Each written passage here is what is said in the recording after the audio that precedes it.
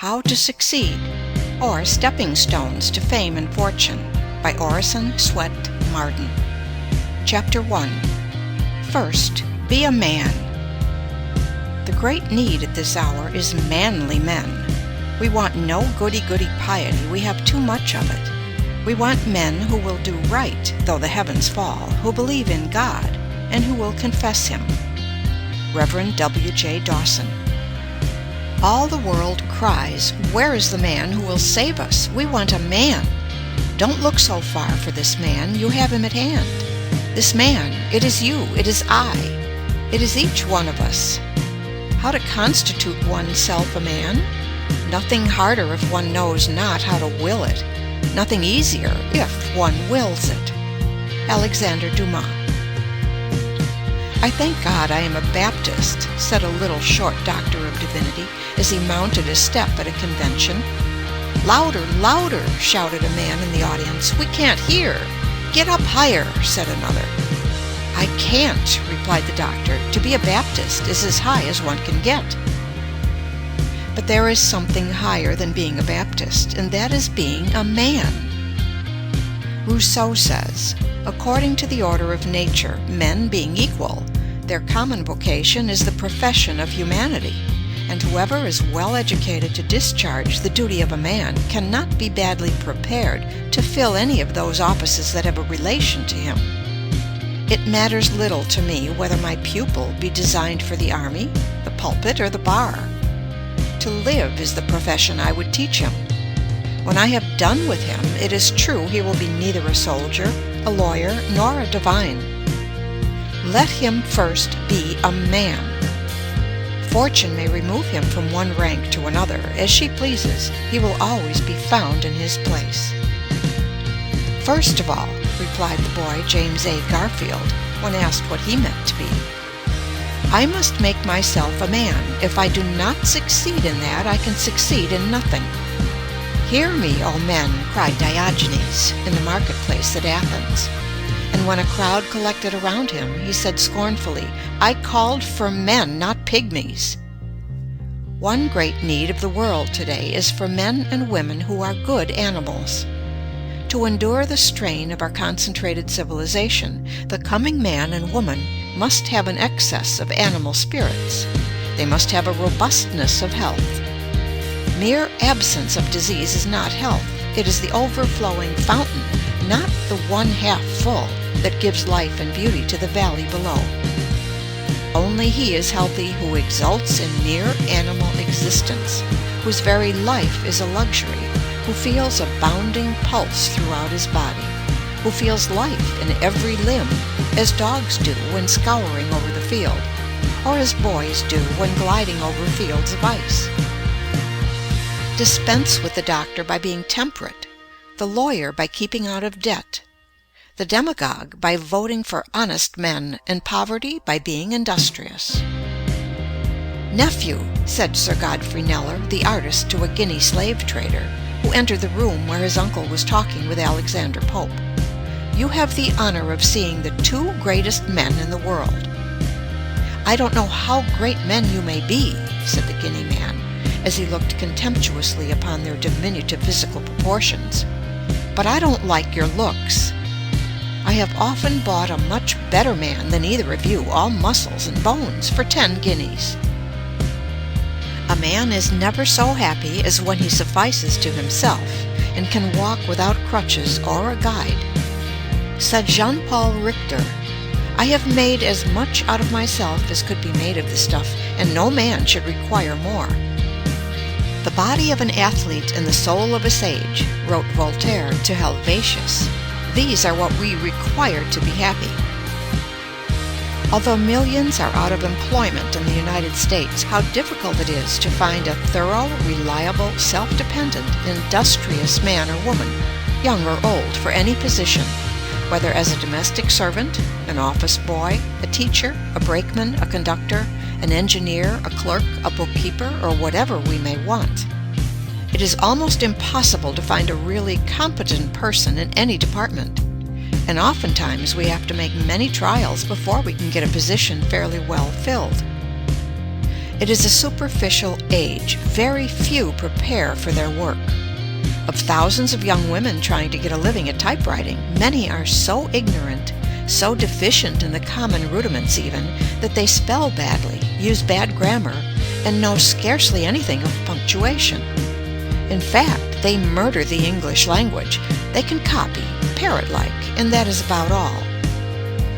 The same superficiality is found in nearly all kinds of business. It is next to impossible to get a first-class mechanic. He has not learned his trade. He has picked it up and botches everything he touches, spoiling good material and wasting valuable time. In the professions, it is true, we find greater skill and faithfulness, but usually they have been developed at the expense of mental and moral breadth.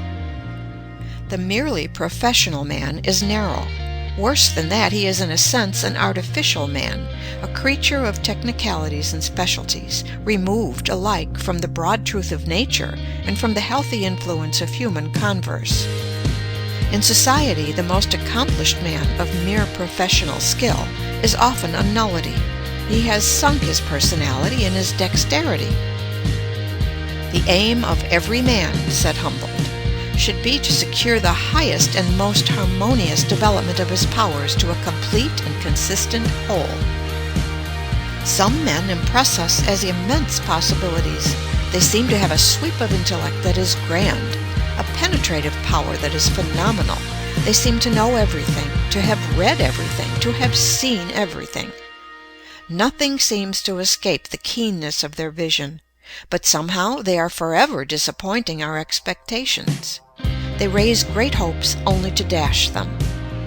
They are men of great promise, but they never pay. There is some indefinable want in their makeup. What the world needs is a clergyman who is broader than his pulpit, who does not look upon humanity with a white neckcloth ideal, and who would give the lie to the saying that the human race is divided into three classes: men, women, and ministers. Wanted, a clergyman who does not look upon his congregation from the standpoint of old theological books and dusty cobweb creeds, but who sees the merchant as in his store, the clerk as making sales, the lawyer pleading before the jury, the physician standing over the sickbed. In other words, who looks upon the great, throbbing, stirring, pulsing, competing, scheming, ambitious, impulsive, tempted mass of humanity as one of their number, who can live with them, see with their eyes, hear with their ears, and experience their sensations. The world has a standing advertisement over the door of every profession, every occupation, every calling. Wanted, a man. Wanted, a lawyer who has not become the victim of his specialty, a mere walking bundle of precedents. Wanted, a shopkeeper who does not discuss markets wherever he goes. A man should be so much larger than his calling, so broad and symmetrical in his culture, that he would not talk shop in society, that no one would suspect how he gets his living. Nothing is more apparent in this age of specialties than the dwarfing, crippling, mutilating influence of occupations or professions. Specialties facilitate commerce and promote efficiency in the professions, but are often narrowing to individuals. The spirit of the age tends to doom the lawyer to a narrow life of practice, the businessman to a mere money-making career. Think of a man, the grandest of God's creations, spending his lifetime standing beside a machine for making screws. There is nothing to call out his individuality, his ingenuity, his powers of balancing, judging, deciding. He stands there year after year until he seems but a piece of mechanism. His powers, from lack of use, dwindle to mediocrity, to inferiority, until finally he becomes a mere part of the machine he tends. Wanted, a man who will not lose his individuality in a crowd, a man who has the courage of his convictions, who is not afraid to say no, though all the world say yes. Wanted, a man who, though he is dominated by a mighty purpose, will not permit one great faculty to dwarf, cripple, warp, or mutilate his manhood, who will not allow the overdevelopment of one faculty to stunt or paralyze his other faculties. Wanted, a man who is larger than his calling, who considers it a low estimate of his occupation to value it merely as a means of getting a living. Wanted, a man who sees self-development, education and culture, discipline and drill, character and manhood in his occupation. As nature tries every way to induce us to obey her laws by rewarding their observance with health, pleasure and happiness, and punishes their violation by pain and disease, so she resorts to every means to induce us to expand and develop the great possibilities she has implanted within us.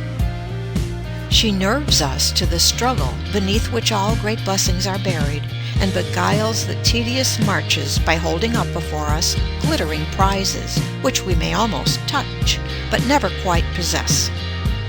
She covers up her ends of discipline by trial, of character building through suffering, by throwing a splendor and glamour over the future, lest the hard, dry facts of the present dishearten us, and she fail in her great purpose.